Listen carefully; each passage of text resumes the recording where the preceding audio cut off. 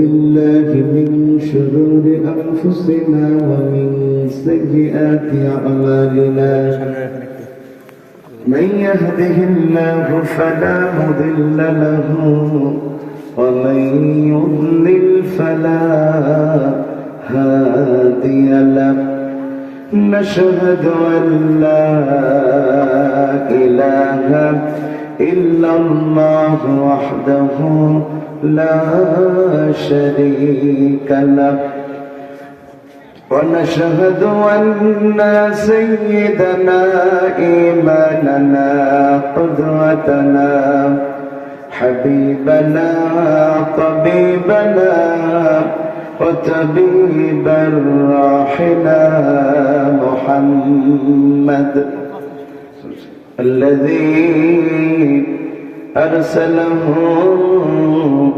بالحق بشيرا ونذيرا وداعيا إلى الله بإذنه وسراجا منيرا فقد قال الله تعالى في كلامه المجيد وفرقانه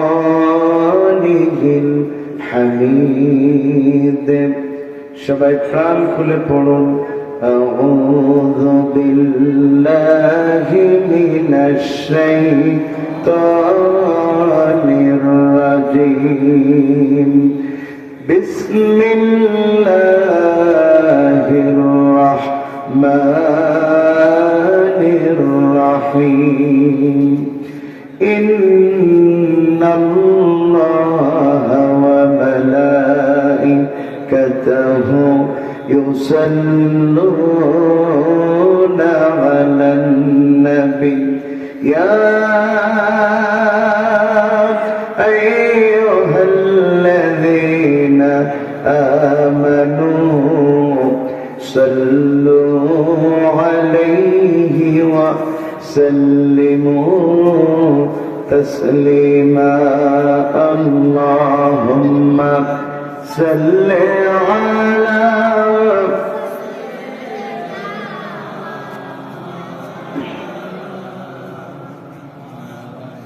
وعلى آل سيدنا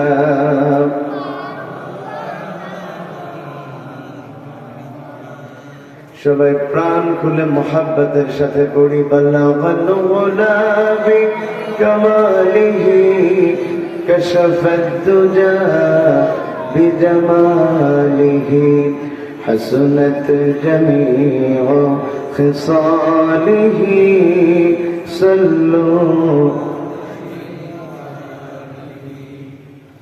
আপনারা সকলে কেমন আছেন?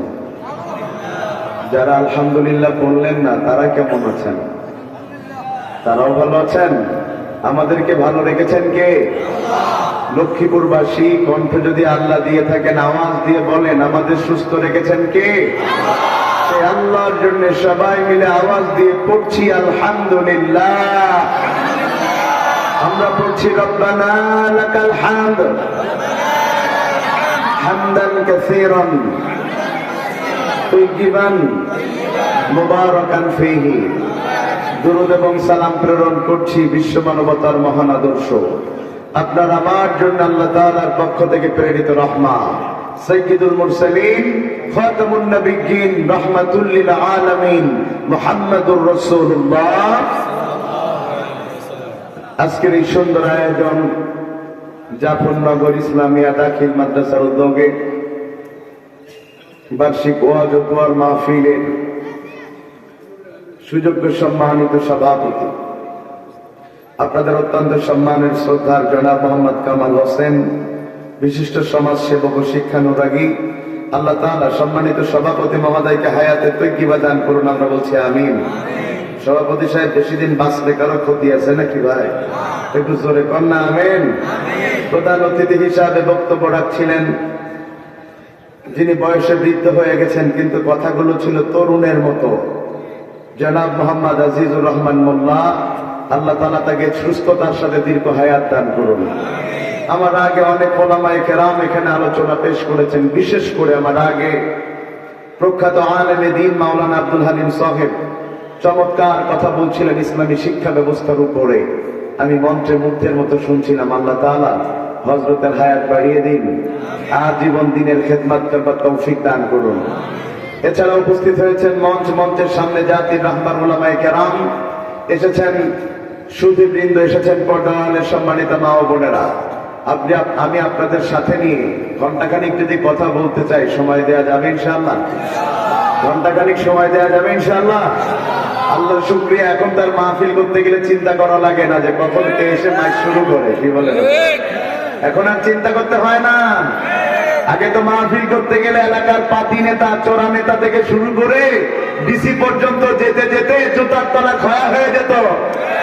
আবার জিজ্ঞাসা করতো বক্তা কোন দল করে, অনুমতি দিলেও আবার লিখে দিত কোন কথা বলা যাবে, কোন কথা বলা যাবে না। অবস্থা দৃষ্টে মনে হতো কোরআন ওদের বাবার সম্পত্তি। এরপরে অনুমতি দিলেও আবার মঞ্চের সামনে কিরামান কাতিবিন পাঠিয়ে দিত। কথা ঠিক? এরপরেও যদি বক্তা হক কথা বলতো ইমানের দাবিতে, তাইলে বক্তার মাইক কেড়ে নিত, বক্তারে গালি দিত, বক্তার মা বাপ তুলে গালি দিত, বক্তারে ধরে নিয়ে জেলের মধ্যে ভরে দিত। আলোচনার শুরুতে স্পষ্ট বক্তব্য, যারা দুনিয়ার স্বার্থে, রাজনৈতিক স্বার্থে কোরআনের মাহফিল বন্ধ করে দেয়, বক্তার মাইক কেড়ে নেয়, বক্তারে গালি দেয়, বক্তার মা বাপ তুলে গালি দেয়, বক্তারে ধরে নিয়ে জেলের মধ্যে ভরে দেয়, উতুল্লিম বাদা যালিকা জালিম, ওরা কোনোদিন বৈধ ঘরের সন্তান হতে পারে না, সব অবৈধ সন্তান। ঠিক না বেঠি? কোরআনের পক্ষে যারা বৈধ তারা, কোরআনের বিপক্ষে যারা অবৈধ তারা। কেননা আল্লাহ হাবিব বলেন, ইন্না হাযাল কোরআন হুজ্জাতুল লাকা ওয়া আলাইক। এই কোরআন বড় কঠিন জিনিস। এই কোরআন যদি কারোর পক্ষে থাকে, ওই কোরআন তাকে আল্লাহর জান্নাতে নিয়ে চলে যায়। আর এই কোরআন যদি কারোর বিপক্ষের দলিল হয়, কোরআন তাকে জাহান্নামে পৌঁছায় দেয়। তাহলে আওয়াজ দিয়ে বলেন, কোরআন আছে যেখানে, আওয়াজ মানি না, জোরে বলেন, কোরআন আছে যেখানে, কোরআন নাই যেখানে, নারায়ে তাকবীর। মাশাআল্লাহ। আপনারা কি মোটামুটি ঘুম টুম ভাঙছে আপনাদের? যে এবার কথা শুরু করা যায়।